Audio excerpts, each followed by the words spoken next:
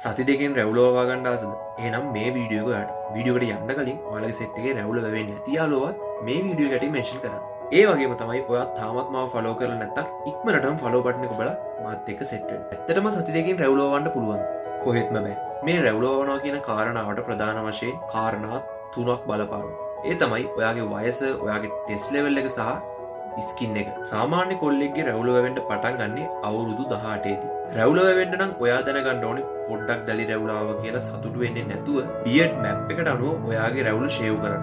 රැවුල වැවෙන මුල් කාලෙදී ඔයා සැලුන් වලට ගිහලා ඔයාගේ රැවුල කපන්න යන්න එපා. එහෙම වුණොත් එහෙම ඔයාට ෂේවින් මැප් එකට අනුව සැලුන් එකේදී ඔයාගේ රැවුල ෂේව් කරගන්න වෙන්නේ නැහැ. ඒක නිසා ගෙදරින්දම්ම ඔයාගේ රැවුල කපා ගන්න පුරුදු වෙන්න.